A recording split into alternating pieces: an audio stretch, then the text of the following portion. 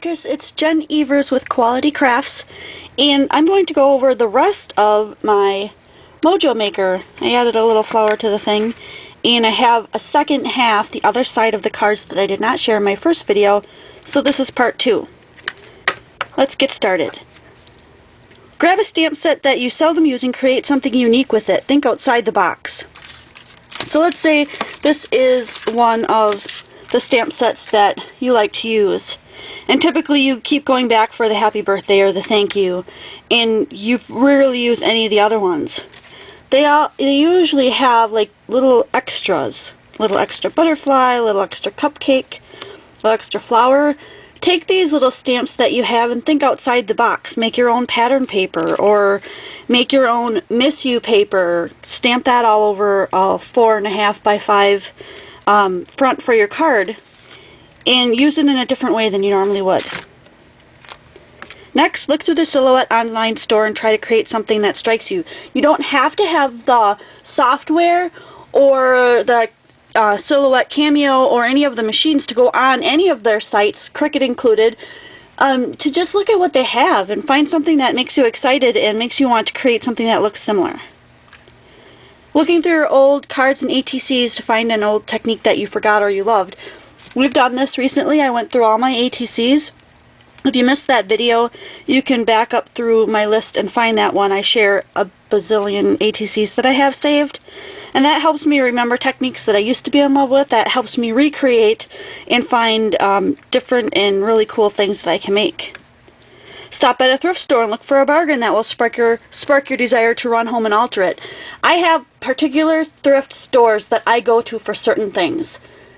Some of the Goodwills have crafty stuff usually. Some of them have, like, what is it, Bethesda, St. Vincent's usually has stuff that's really great to alter super cheap. So, you know, once you figure out who carries what, you can go out and look for stuff that will get your mojo back in gear. Take out a sheet of cardstock, 3 inks, and a favorite stamp set, and make your own custom pattern paper. I just spoke about making pattern paper. So that's what I was talking about. How about these little dollar sets that we don't always pull out? This intricate little pattern would make some great pattern paper. Pull out a couple of different colored inks and make your own sheet. We don't always have to download and print or buy pattern paper if we've got cardstock or print paper on hand to make our own. And that way, no one else has that sheet of paper that you made. That's pretty cool. Think of a person at work who seems to be struggling and make a personal creation for them. I'm not sure if you're a stay-at-home mom, if you're a 40-hour-a-week worker, if you're retired, but there's somebody in your life that you know of that you can tell that they're struggling with something.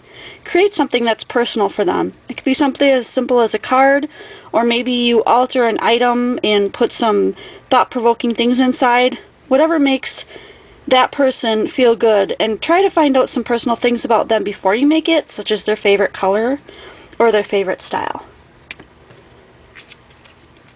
Keep a wish list. This will inspire you to look ahead instead of feeling stuck. I have a wish list that I keep.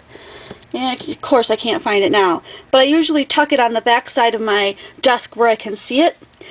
And every time I run across something on YouTube, the internet, in a thrift store, on the Silhouette site, I write it down. Like, I want this Tim Holtz specific colored ink or whatever because I saw someone use it and that makes me really want to craft.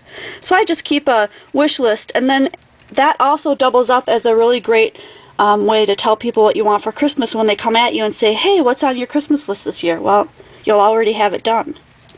Dig through your photos and pick one that you love and scrap that one. We don't always have to pull out a whole assortment of photos and try to force them into some kind of a scrapbooking layout. Sometimes it's just one photo that you absolutely are in love with, and that will spark your desire to create something beautiful and to showcase that one photo. So that might spark your mojo, for those of you who do scrapbooking, I guess.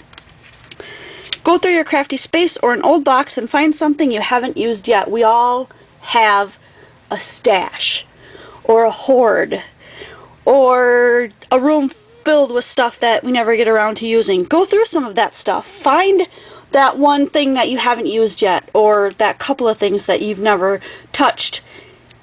Think outside the box. Again, create something, or just play around with it and see what you come up with.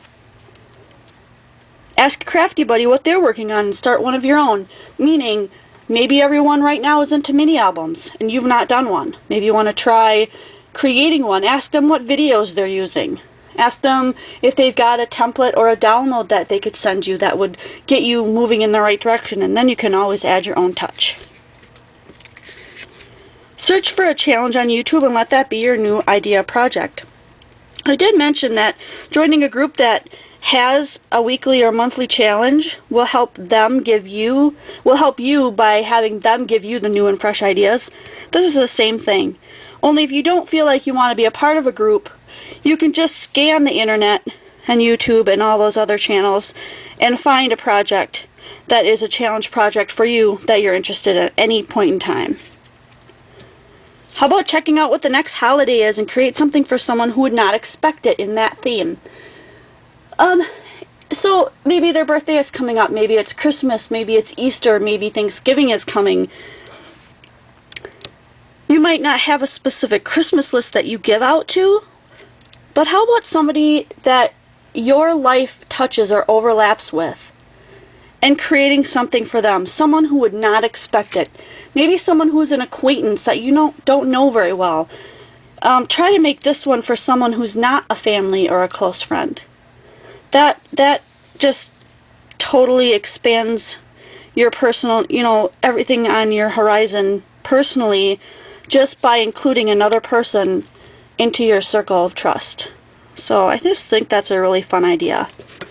And that ends the second side of my Mojo Maker cards. I hope you enjoyed that. I hope it sparked something that will get you interested in getting your mojo back.